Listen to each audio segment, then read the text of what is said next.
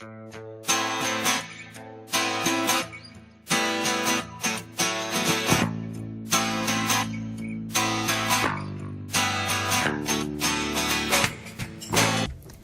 to Eye on the Tigers News.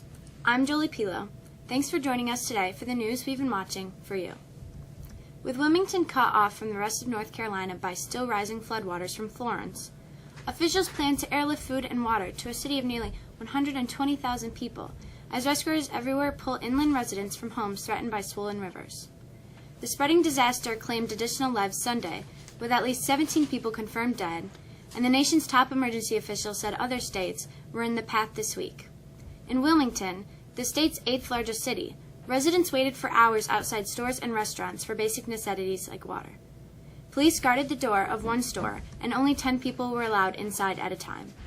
Judge Brett Kavanaugh's confirmation for the Supreme Court is taking an uncertain turn as Republican senators express concern over a woman's private-turned-public allegation that a drunken Kavanaugh groped her and tried to take off her clothes at a party when they were teenagers. The White House and other Kavanaugh supporters had dismissed the allegation of sexual misconduct when it was initially conveyed in a private letter. With a name and disturbing details, the accusation raised the prospect of congressional Republicans defending President Donald Trump's nominee ahead of midterm elections, featuring an unprecedented number of female candidates and informed in part by the #MeToo movement. The GOP-controlled Senate Judiciary Committee appeared, nonetheless committed to a vote later this week despite Christine Blasey Ford's account in the Washington Post. Kavanaugh, she said, pinned her to a bed at a Maryland party in the early 1980s, clumsily tried to remove her clothing, and put his hand over her mouth when she tried to scream. Kavanaugh repeated his previous denial that such an incident ever took place. A U.S. Border Patrol supervisor was jailed Sunday on $2.5 million bond in Texas, accused of killing at least 4 women and injuring a 5th who managed to escape. Juan David Ortiz, 35, was in custody in Laredo on 4 counts of murder, along with charges of aggravated assault with a deadly weapon and unlawful restraint. Webb County Jail records showed Ortiz was arrested a day earlier after being found hiding in a truck in a hotel parking lot in Laredo at about 2 a.m. Saturday, capping what investigators portrayed as a 10-day string of violence. President Donald Trump is going ahead with plans to impose new tariffs on about $200 billion of Chinese imports, the Wall Street Journal reported Saturday. Both sides were preparing to hold new talks on their tariff dispute. Last week, Trump told reporters such a move could come, quote, very soon, end quote. The Journal cited unnamed people familiar with the matter who said the tariff level will likely be set at about 10% below the 25% announced earlier this year. The two governments have already imposed 25% tariffs on $50 billion of each other's goods. Beijing has issued a list of another $60 billion of American products for retaliation if Trump's next tariff hike goes ahead. A man was bitten by a shark Saturday in the water off of Cape Cod Beach and died later at a hospital, becoming the state's first shark attack fatality in more than 80 years. A local fisherman and surfer said he was on shore when he saw the victim and his friend boogie boarding when the attack happened.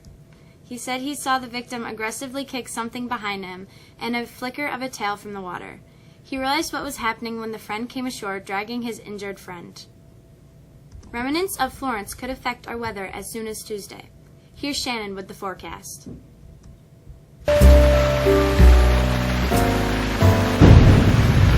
We continue to enjoy some quiet, summer-like weather again today as high temperatures move into the low 80s.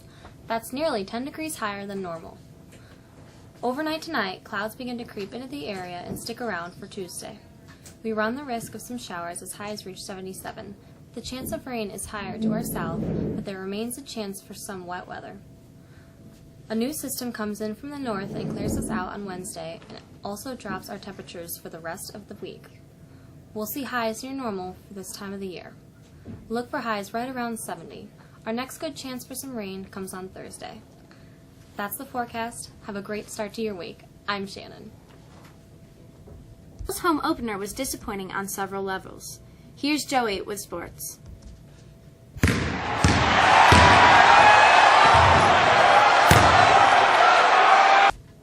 The Buffalo Bills dropped to an 0-2 Sunday with a 31-20 loss to the Chargers. Things looked bleak after 2 quarters Sunday when the Bills trailed the Chargers 28-6 and were in the middle of a second straight blowout loss to open the 2018 season.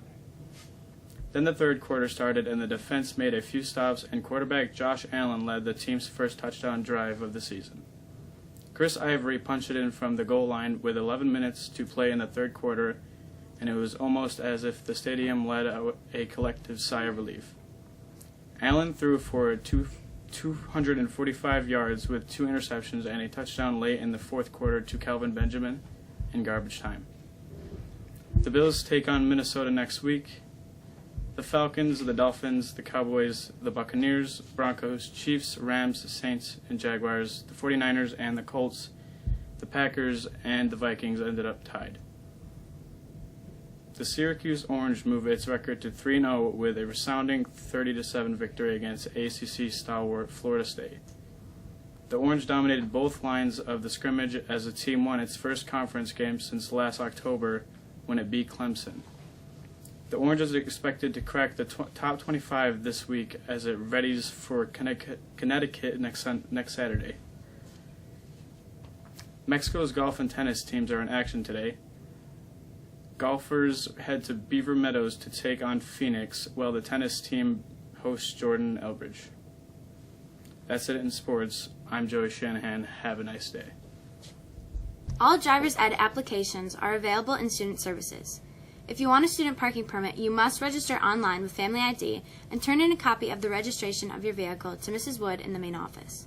High school ASAP will start on October 1st. Any student interested, please pick up permission form in Mr. Busco's office. Attention winter athletes. Physicals will be held on October 9th and October 16th in the nurse's office. Please see the nurse for the required paperwork.